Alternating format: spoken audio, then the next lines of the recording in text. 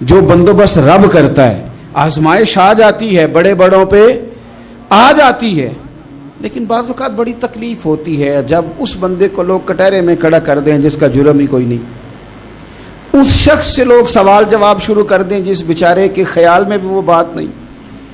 پھر وہاں وضاحتیں دینا, نہ کردہ گناہوں کی وضاحتیں دینا, یہ بڑا بوجھ بنتا ہے, بڑی تکلیف ہوتی, اور لوگ کرتے ہیں یہ کام. پھر اللہ تعالیٰ جب بندوبست فرمائے, صحیح بخاری میں حضرت جریج کا ذکر فرمایا. جریج نفل پڑھ رہے تھے, ماں نے آواز دی, وہ آ نہیں سکے, نماز میں تھے, ماں ناراض ہو گئی. اس نے ہاتھ اٹھا کے کہا اللہ یہ اتنی دیر تک مرے نہ جب تک کسی بری عورت کا منہ نہ دیکھ لے. کسی اور کی دعا کے لیے سند نہیں ہے کہ وہ تیرے ہاتھ میں ضرور قبول ہوگی, لیکن ماں باپ کی دعا کے لیے میرے نبی پاک نے سند بیان کی ہے. سید عالم صلی اللہ علیہ وسلم فرماتے ہیں جب بھی ماں باپ اولاد کے لیے ہاتھ اٹھاتے ہیں رب ضرور قبولیت کا شرف عطا کرتا ہے. تو جہاں سند موجود ہے نا, کچھ افتتاح ابا جی سے بھی کرا لینے چاہیے, کچھ کام شروع کرنے سے پہلے صرف اماں سے ہی دعا کرا لینی چاہیے. یہ والا افتتاح بھی بڑے کام کا ہے کیونکہ یہاں سند بیان کر دیا میرے نبی کریم. تو جناب جریج کی ماں ناراض ہو گئی, کہنے لگی اللہ اس نے میری بات نہیں سنی. اب تھے تو وہ نیک, لیکن رب کریم کی حکمت کا تقاضا ہے, ماں کی دعا کو بھی قبول کرنا تھا. اللہ نے آزمائش میں مبتلا کر دیا. والدہ تو چلی گئیں, وہ ایک خیمے میں, ایک کٹیا میں, ایک جھونپڑی میں عبادت کرتے تھے, اللہ کو یاد کرتے تھے, رب رب کرتے تھے, اور لوگ ان کی بڑی تعریف بھی کرتے تھے. لوگ ان کے ارادت مند بھی تھے, عقیدت مند بھی تھے, اہل محبت بھی تھے. ایک عورت آ گئی, بس وہ اللہ کی حکمت پوری ہونی تھی. اس نے آ کے پہلے تو انہیں اپنی طرف مائل کرنا چاہا, جب نہ مائل ہوئے تو الزام لگا دیا. یہ ہمارے دور کا تقاضا ہے, لوگ پہلے آپ کو اپنے حق میں قائل کرتے ہیں, اپنی فرما برداری میں لانا چاہتے ہیں. اگر آپ نہیں آتے تو پھر وہ آپ کو مجرم قرار دے دیتے ہیں, یا میرے ساتھ چل ورنہ پھر میں تیرے خلاف پراپوگنڈا کروں گا. دو ہی باتیں. پہلے اس نے قائل کیا, جب جناب جنیج قائل نہ ہوئے تو اس نے قریب ایک چرواہا تھا, اس چرواہے کے ساتھ جا کے منہ کالا کیا. مقررہ وقت پہ بچہ پیدا ہو گیا. لوگوں نے کہا کس کا ہے؟ کہنے لگی اس خانقاہ میں, اس حجرے میں عبادت کرنے والے کا ہے. اگر کسی دیندار پر ذرا سا بھی الزام لگ جائے تو آپ یقین کریں کہ بڑے بڑے خوفناک لوگ بھی نیک ہو جاتے ہیں. جن کا اپنا سارا ماضی کالا سیاہ ہو وہ بھی اجالوں کے راہبر بن جاتے ہیں. جن کی اپنی زبانیں ساری زندگی آلودہ رہی ہوں وہ بھی بڑے بڑے اعلیٰ سچ بولنے لگتے ہیں. اعلیٰ کچے میرے مکان کی دیوار کیا گری, لوگوں نے تو میرے صحن میں رستے ہی بنا لیے. بڑے لوگ آ جاتے ہیں, پھر بڑا کچھ کرتے ہیں اور بڑے بڑے خوفناک جملے کستے ہیں. بس کو نقطہ جو ہاتھ آ گیا, ایسے جیسے گرنے کا انتظار کر رہے تھے. اب جناب لوگ اٹھے, احتجاج شروع ہو گیا, شور پڑ گیا. یہ بابا بڑا نیک بنتا تھا, نفل پڑھتا تھا, عبادتیں کرتا تھا, دیکھو اس کا حال کیا ہے کہ اس نے ناجائز بچہ پیدا کیا. بغیر تحقیق کے میں کہہ چکا ہوں کہ الجھے الجھے بکھرے بکھرے روز و شب دیکھے گا کون, لوگ تیرا جرم دیکھیں گے, سبب دیکھے گا کون. لوگ تیرا جرم دیکھیں گے, سبب کوئی غور نہیں کرتا کہ وجہ کیا تھی. او بھائی کچھ تو مجبوریاں رہی ہوں گی, یوں ہی کوئی بے وفا نہیں ہوتا. الزام لگا دیا, شور ہوا, احتجاج ہوا, دنیا کٹھی ہوئی, ان کا انہوں نے حجرہ گرا دیا, مارا بھی, پیٹا بھی, ایک نیک آدمی کو بدنام بھی کیا, برا بھلا بھی کہا, گالیاں بھی دی, جو کر سکتے تھے کیا. اب جب سزا دینے لگے نا تو جناب جریج کہنے لگے تھوڑی سی اجازت دیتے ہو, مار تو تم نے دینا ہی ہے. کہا جناب ٹھیک ہے دیتے ہیں. انہوں نے کہا صرف 2 نفل پڑھنے ہیں. اب وہ نفل پڑھ رہے تھے تو لوگ اس وقت بھی کہہ رہے تھے فراڈ ہی کر رہا ہے, دھوکہ ہی دے رہا ہے, چونکہ ذہن بن گیا نا, بدگمانی آ گئی. انہوں نے 2 نفل پڑھ کے ہاتھ اٹھائے, کہا اللہ جانا تو میں نے ہے, پر اس رسوائی کے ساتھ جنازے تک نہیں خراب ہو جاتے, قبریں تک نہیں لوگ بدنام کر دیتے. کہ اللہ جانا تو ہے, پھر اس رسوائی کے ساتھ تو میری مدد فرما. اب تو میرا کیس تیری ہی عدالت میں ہے, تو رحمت کا دروازہ کھول. ہاتھ اٹھائے, دعا مانگی, نفل پڑھے, پورے مجمع پہ نظر دوڑائی, کوئی نہیں تھا سپورٹ کرنے والا. کل تک جو کہتے تھے نا تیرے لیے جیئیں گے, تیرے لیے مریں گے, ساری عمر ہی آٹا گدا ہے. لکھاں کیتے نہیں پیڑے, اب وقت آیا تے محمد بخشا کوئی نہیں ہو بیٹھا نیڑے, ایک بندہ بھی نہیں تھا, ووٹر سپورٹر ساتھ دینے والا کوئی نہیں تھا. تو جناب جنید بچے کی طرف اشارہ کر کے کہنے لگے کوئی نہیں بول رہا, تو ہی بول کے بتا دے تیرا باپ کون ہے, تو ہی بول کے بتا دے کون ہے. اللہ اکبر. میرا رب جب چاہے تو بچے بولتے ہیں, رب چاہے تو گونگے بولتے ہیں, رب جب چاہے تو پھر پتھر بھی بولتے ہیں. جب کہا نا تو ہی بتا تو بچہ بولا اور بول کے کہنے لگا میرا باپ جریج نہیں, میرا تو وہ ہے جو بکریاں چرانے والا ہے, وہ میرا باپ. جب رب کریم نے توفیق دی تو بچہ بول پڑا. جب رب بندوبست کرتا ہے کسی کی عزت کی حفاظت کا تو پھر کوئی اسے رسوا کر سکتا. یاد رکھنا جب رب محافظ ہو تو پھر لوگوں کا پراپوگنڈا وہاں کچھ کر سکتا. لوگ کئی دفعہ بڑا گہرا جال بنتے ہیں, سازش کا رنگ بڑا گہرا ہوتا ہے, عام سادے آدمی اس کو سمجھ نہیں پاتے, اس پراپوگنڈے کا حصہ ہو جاتے ہیں, انہیں پتہ ہی نہیں چلتا یہ بات دراصل کیا کی جا رہی ہے. یہ کتنی گہری حسد کی آگ ہے جس کو لوگ بغض کے ساتھ ہوا دے رہے ہیں, اپنی عداوت کے ساتھ اس کو زیادہ جلا رہے ہیں. حضرت سیدنا عائشہ صدیقہ رضی اللہ تعالیٰ عنہ بیان کرتی ہیں, اور لطف کی بات یہ بھی بخاری میں موجود ہے. میں نے جناب جنید کا قصہ عرض کیا تو بخاری سے, یہ عرض کر رہا ہوں تو بخاری سے. یہ واقعہ میں حضور کی امت کے کسی ولی کا بیان کرتا تو لوگوں نے کہنا تھا ہماری سمجھ میں نہیں آتا. بعض لوگوں کا خیال ہے کہ داتا صاحب کی کرامت بھی نبی پاک کی بیان کریں. او خدا کے بندوں کو خیال کرو, داتا صاحب تو کئی سو سال بعد آئے ہیں, وہاں اگر کوئی کرامت ہوگی تو حضور بیان کریں گے. اگر نبی کریم نے پچھلے بنی اسرائیل کے ولیوں کی کرامتیں بیان کر کے تمہیں بتائی ہیں تو اس کا معنی یہ ہے کہ اگر وہاں اللہ یہ شان عطا کر سکتا ہے تو تم تو امتوں کی سردار امت ہو, ان پر تو نیرا فضل ہے, تم پر تو رب کا فضل کبیر ہے. تو بس لوگ سمجھنے کو تیار نہیں, پچھلوں کی مان لیتے ہیں. جناب آصف بن برخیہ کی کرامت جو سورہ نمل میں آئی وہ تو مانیں گے, پر غوث پاک کی کرامت یہ پتہ نہیں عجیب فلسفہ ہے, اور کس طرح کا فلسفہ ہے یہ سمجھ سے بالاتر ہے کہ بنی اسرائیل کا کوئی ولی ہو تو اس کی کرامت ہو سکتی ہے اور نبی پاک کی امت کا ہو تو اس کی ہو ہی نہیں سکتی. کیا معنی ہے اس بات کا؟ اور لوگ ہیں کہ داد و تحسین دے رہے ہیں, واہ واہ کر رہے ہیں. اللہ تعالیٰ سمجھنے کی توفیق عطا فرمائے. حضرت عائشہ صدیقہ رضی اللہ تعالیٰ عنہ فرماتی ہیں ایک عورت تھی اور اسے نبی پاک صلی اللہ تعالیٰ علیہ وسلم نے وہ کلمہ پڑھ کے مسلمان ہوئی, مدینہ طیبہ آ گئی تو حضور نے مسجد نبوی شریف میں اس کے لیے مکان, ایک سادہ سا کمرہ ساتھ مسجد کے بنوا دیا, وہیں رہنے لگی. اکثر وہ سیدہ طیبہ کے پاس آتی تو حضرت عائشہ صدیقہ رضی اللہ تعالیٰ عنہ فرماتی ہیں وہ بڑی باتیں سناتی اور آخر میں کہتی وہ ہار والا دن بھی بڑا عجیب دن تھا اور میرے رب کی قدرتوں کا دن تھا, وہ بھی بڑا عجیب دن تھا. سیدہ عائشہ صدیقہ رضی اللہ تعالیٰ عنہ ایک دن فرمانے لگی کہ تو ہار والے دن کا بڑا ذکر کرتی ہے, وہ کیا دن تھا؟ تو خاتون کہنے لگی اماں جی وہ دن تھا جب میرے رب پر بھروسہ اور مضبوط ہو گیا, جس دن میرا اپنے رب پر توکل اور بڑھا, میرے ایمان میں یقین میں اور پختگی آئی. کہنے لگی میں ایک گھر کی کنیز تھی, نوکرانی تھی, اس گھر میں ایک بچی تھی جس کے پاس سونے چاندی ہیرے جواہرات کا ہار تھا. اس زمانے میں نا چمڑے کے اوپر لوگ ہیرے جواہرات لگاتے تھے, کئی دفعہ سرخ رنگ کے چمڑے پہ لگائے جاتے تھے. وہ بچی پہنتی تھی تو کہتی ہوں بچی کے اس نے اتار کے رکھا یا اس سے گرا وہ ہار تو چیل اسے اٹھا کے لے گئی گوشت سمجھ کے اور میرے سامنے اٹھا کے لے گئی. گھر والوں نے مجھ سے پوچھا, یہ بخاری میں موجود ہے, گھر والوں نے پوچھا مجھ سے کہ وہ ہار کہاں ہے, تو میں نے کہا چیل اٹھا کے لے گئی. گھر میں کچھ چوری ہو جائے تو سب سے پہلا الزام کس پہ لگتا ہے؟ ملازمین پہ. کہتے انہوں نے مجھے بڑا مارا, بڑی تکلیف تھی, حتیٰ کہ میری شرمگاہ تک کی تلاشی لی, میری عزت اتنی خراب کی میں بتا نہیں سکتی.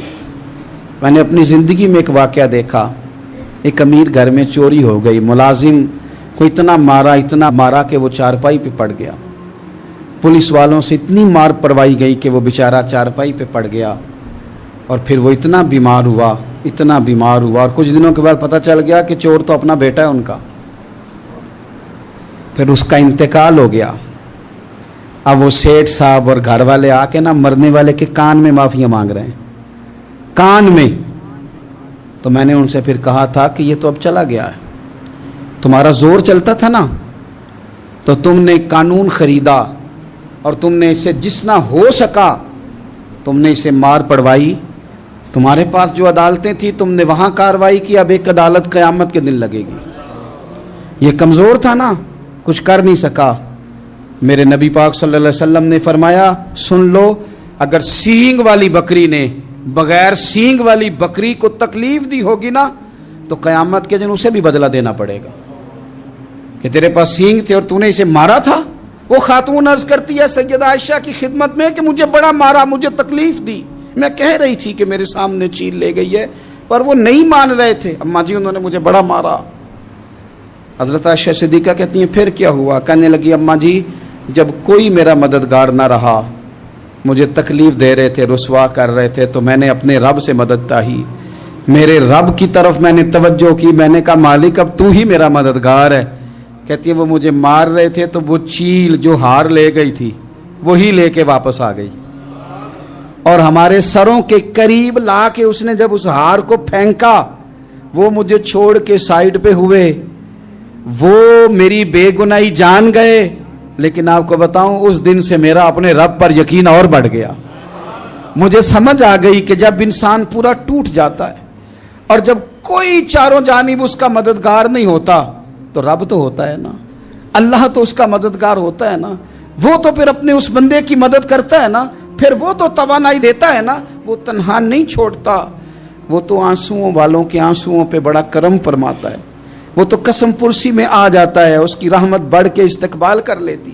تو بھائی جب آپ پر اللہ کی حکمت کے تقاضے پورے ہونے لگیں اور زندگی میں کبھی کوئی ایسا وقت آئے کہ آپ محسوس کریں کہ تنہا رہ گئے ہیں اور کئی اپنے بھی مخالفین کی جماعت میں نظر آنے لگے ہیں، تو اس وقت پھر دل، روح، زبان اور ذہن کو یکجا کر کے سمجھ لینا کہ جب ساری دنیا ساتھ چھوڑ جاتی ہے تو رب کی رحمتیں اس وقت بھی ساتھ رہتی ہیں اور اللہ کی مدد اس وقت بھی بندے پہ کرم نوازی کرتی ہے۔ ایک اور حدیث سنیں، لطف کی بات یہ ہے یہ بھی بخاری میں ہے، یہ بھی واقعہ بخاری میں ہے۔ اللہ اکبر۔ ایک شخص نے نا ایک بندے سے قرض مانگا، اس نے کہا مجھے قرضہ دو، وہ کہنے لگا کہ کتنا قرضہ؟ اس نے کہا 1000 دینار۔ دینار سونے کا ہوتا تھا، درہم چاندی کا ہوتا تھا، 1000 دینار چاہیے۔ اس نے کہا کوئی گواہ ہے تیرے پاس؟ غریب کا گواہ بھی کوئی نہیں بنتا، کبھی الجھ جائے نا کوئی بندہ تو کئی اپنے بھی کہہ دیتے ہیں کہ ہم اس کے قول فعل کے ذمہ دار نہیں ہیں۔ ایک غریب آدمی کو قرض کی ضرورت پڑ گئی، 1000 دینار چاہیے۔ میں کہہ چکا ہوں کہ درہم چاندی کا ہوتا تھا، دینار سونے کا، اب 1000 دینار لینا ہے۔ تو جس بندے سے اس نے کہا، اگرچہ وہ نیک بندہ تھا، اس نے کہا یار 1000 دینار دے دو، تو کہنے لگا کوئی گواہ ہے تیرے پاس؟ وہ کہنے لگا غریبوں کا گواہ کون ہوتا ہے؟ ہاں ایک گواہ ہے۔ کہا کون؟ کہا میرا رب، وہ تیرے اور میرے بیچ گواہ ہے۔ اس نے کہا کوئی کفیل، اگر تو پیسے نہ دے سکے تو وہ بعد میں دے دے، یا تجھے کچھ ہو جائے تو وہ دے دے۔ اس نے کہا کفیل بھی میرا اللہ ہی ہے، میرے پاس اگر ہے تو رب کریم کا نام ہے، اگر اعتماد کر سکتا ہے تو کر لے۔ بندہ نیک تھا، اس نے کہا رب کے نام پہ، رب کی کفالت پہ، اللہ کو گواہ بنا کے میں تیار ہوں تجھے 1000 دینے کو۔ اس نے 1000 دینار دے دیا، وقت واپسی کا طے ہو گیا، وہ چلا گیا پیسے لے کے۔ اس نے پوری محنت کی کہ میں نے وقت پہ پیسے لوٹانے، پوری محنت بھی کر لی، اللہ نے مدد بھی کر دی، پیسے بھی اس تاریخ کو اسے مل گئے۔ بعض لوگوں کا تو لوٹانے کا دل ہی نہیں نہ ہوتا۔ فرمایا حدیث پاک میں کہ تو لوٹانے کا ارادہ کر، رب تیری مدد بھی فرمائے گا۔ لیکن یہاں بہت سارے لوگ کہتے ہیں خیر ہے، ارادہ ہی نہیں، تو پھر جس طرح کا بندے کا گمان ہو رب بھی اسی طرح کا معاملہ فرماتا ہے۔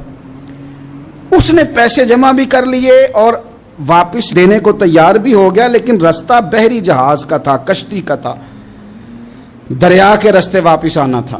اب وہ جب آ گیا دریا کے کنارے تو بڑی کوشش کی، پر وہاں اسے کوئی کشتی نہیں ملی۔ وقت پہ پیسے لوٹانے ہیں، سفر کرنا ہے، اب سواری میسر نہیں ہے۔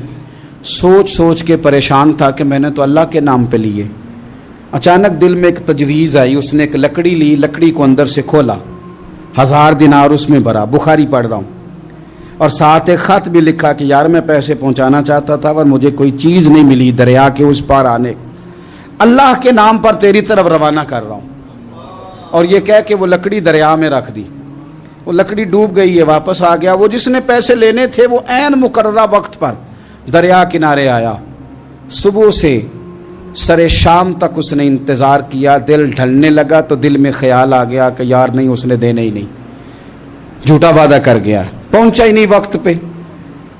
اب جب واپس لوٹنے لگا تو اچانک دریا میں ایک لکڑی تیرتی ہوئی دکھائی دی، کہنے لگا لے جاتا ہوں، شام کو روٹیاں پکانے کے کام آئے گی، ایندھن بنا کے جلا لوں گا، ہنڈیا پک جائے گی۔ لکڑی اٹھا کے جلانے کے لیے گھر لایا، گمان تھا کہ وہ نہیں آیا وعدہ کر کے، اللہ کو کفیل اور وکیل بنا کے اور گواہ بنا کے پھر بھی نہیں آیا۔